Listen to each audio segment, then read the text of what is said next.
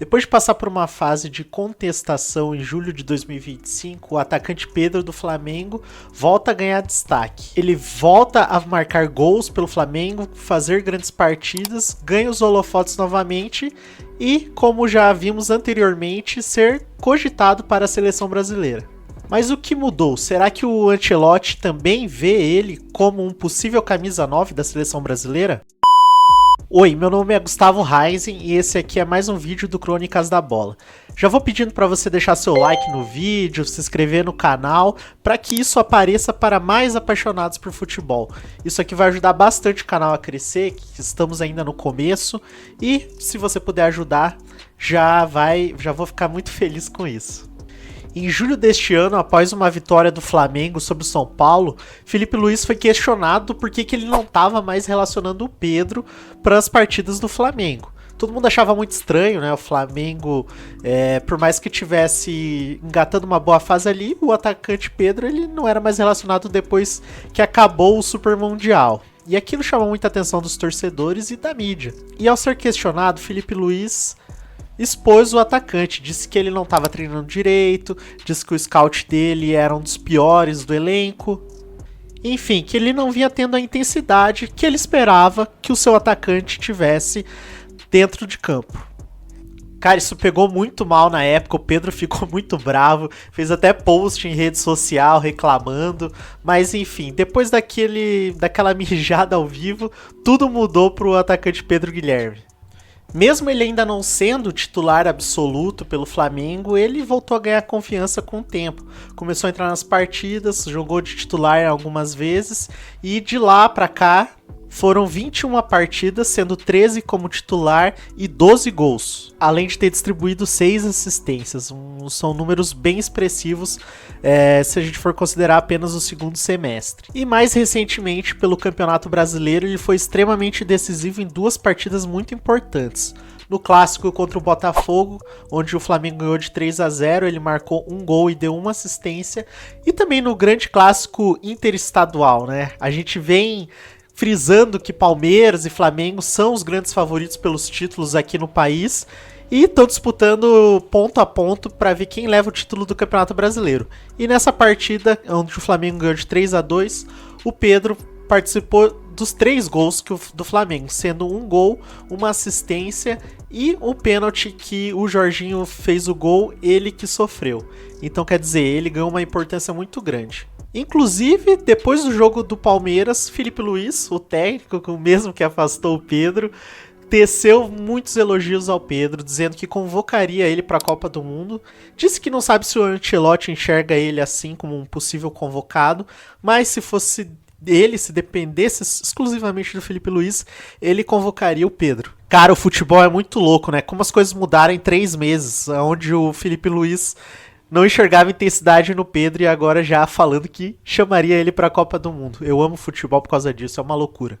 Mas é bom lembrar que não foi a primeira vez que o Pedro passou por adversidades no Flamengo. Ele chegou no Flamengo em 2020 e tiveram outros problemas no período que ele estava ali.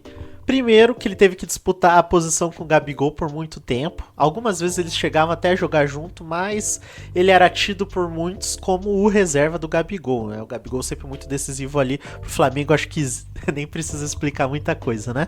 Mas ele sempre teve ali resiliente, sempre tentando disputar uma vaga no time titular. Em outro momento na sua carreira no Flamengo, ele chegou até a apanhar da comissão técnica ali do São Paulo. Quem não lembra daquela época onde ele tomou um soco na cara, né? Foi uma polêmica gigantesca ali e ele poderia simplesmente rescindir o contrato por isso e ele seguiu ali firme e forte.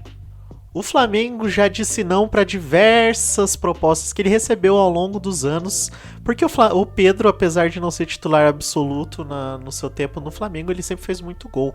Então, quer dizer, ele é uma peça muito importante que o Flamengo fez questão de não abrir mão, nem por proposta da Premier League, nem por proposta do Qatar. E são propostas milionárias, na casa dos 20, 30 milhões de euros. Então quer dizer, ele é uma peça importante e a diretoria do Flamengo vê ele como uma das peças fundamentais, independente do técnico que esteja ali no comando. E recentemente eu fiz um vídeo sobre como o Ancelotti convocaria a seleção brasileira se ele tivesse que fazer isso no atual momento, né? Estou gravando esse vídeo aqui em outubro de 2025. Nessa altura o Ancelotti fez 6 jogos à frente da seleção brasileira e convocou 45 jogadores. O Pedro nunca foi um desses jogadores, mas uma coisa que tem um problema na convocação do Ancelotti é que falta centroavante. E aqui, em algum lugar aqui da tela, vai aparecer esse vídeo. E se você ainda não assistiu, por favor, peço que você vá lá e dê uma moral pra mim, assista e veja o que você acha. Eu acho que o Ancelotti já tem por volta de 17, 18 atletas que ele tem no radar já que são certos. Mas nenhum deles é centroavante, camisa 9. E esse é o ponto do vídeo. O Pedro, ele pode ser esse camisa 9? Atualmente, Carlo Ancelotti confia bastante no Richarlison. Ele já tinha trabalhado com o Richarlison no Everton e por isso que trouxe ele em primeiro momento para a seleção como um homem de confiança. Mas o Richarlison até agora não correspondeu na seleção e também não está fazendo uma temporada extraordinária no Tottenham. Dos últimos convocados ali para a posição de centroavante, os outros concorrentes são o João Pedro do Chelsea, que começou muito bem no time inglês, mas vem decaindo nos últimos jogos, não tá fazendo gol, não tá chutando a gol. É uma estatística bem feia, inclusive, que a gente espera de um atacante. Foi expulso recentemente de um jogo. E o outro que também foi chamado nos últimos tempos é o Caio Jorge do Cruzeiro, que é o artilheiro do Campeonato Brasileiro. Além desses, correm por fora o Vitor Roque do Palmeiras e o Endrick do Real Madrid. Bom, o Vitor Roque ele tá numa sessão muito boa e o Endrick a gente sabe, né? Só vai jogar se acho que for emprestado pelo Real Madrid. Porque até o momento o Xabi Alonso não deu um minuto sequer de Endrick em campo desde que assumiu o Real Madrid. E eu torço muito pro Endrick, tá? Eu espero que ele consiga um time que possibilite ele jogar. Ele é um talento aqui do Brasil, surgiu muito bem no Palmeiras e a gente espera que ele ganhe os holofotes na Europa e que ele possa se destacar em breve. Então, se a gente for falar de números dos centroavantes, Caio Jorge até o momento tem 37 jogos, 20 gols e 7 assistências. Já Vitor Roque tem 46 jogos, 17 gols e 4 assistências. E Pedro possui 36 jogos, 15 gols e 7 assistências. E se a gente for falar de média de participação de gols, somando gols marcados e assistências, o resultado é o Caio Jorge em primeiro com 0,73, Pedro em segundo com 0,61 e Vitor Roque com 0,66. Apesar disso, o atacante do Cruzeiro está mais de um mês sem fazer gol e foi expulso no clássico diante do Atlético Mineiro. Ao contrário de Pedro e Vitor Roque, que fizeram o caminho contrário. Eles começaram a temporada em baixa e agora estão em alta. Tiveram uma crescente ali da metade do ano para cá. Apesar disso, como eu disse anteriormente, nenhum dos dois foi convocado para a seleção.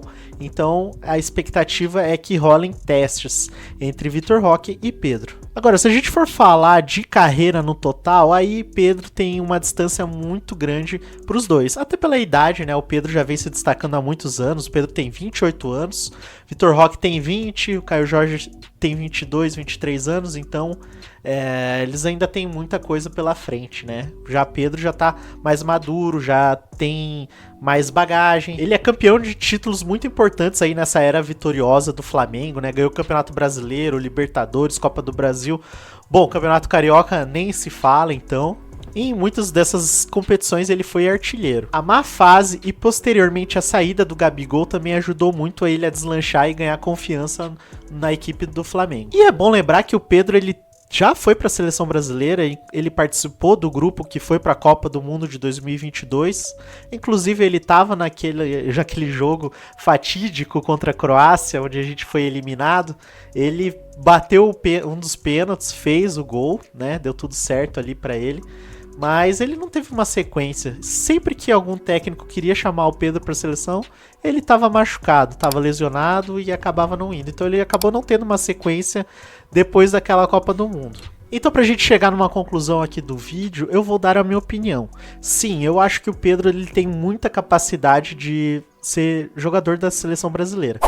Eu não sei se como titular, porque o esquema tático do Ancelotti muitas vezes não vai usar o centroavante, mas eu não sei se ele não usa centroavante porque não tem um 9 que ele confie, ou porque é a opção dele de jogar com atacantes mais móveis, né? Atualmente ele usa um 4-2-4 na seleção brasileira e de repente o centroavante não encaixa ali.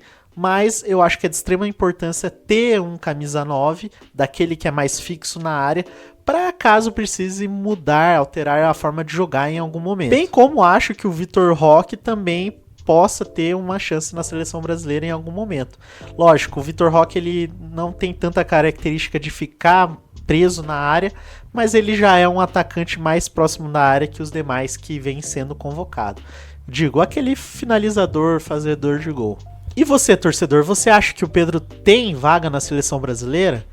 Te faltou algum camisa 9 aqui que eu não citei, que você acha que teria que ter mais chances na seleção brasileira para provar o seu valor? Por favor, deixe aqui nos comentários sua opinião, suas críticas, que eu quero ver o que você está pensando para a seleção brasileira também. E se você curtiu o vídeo, deixe seu like, se inscreva no canal, como eu disse, é muito importante para o crescimento aqui do Crônicas da Bola, e eu espero você no próximo vídeo. Até mais, tchau!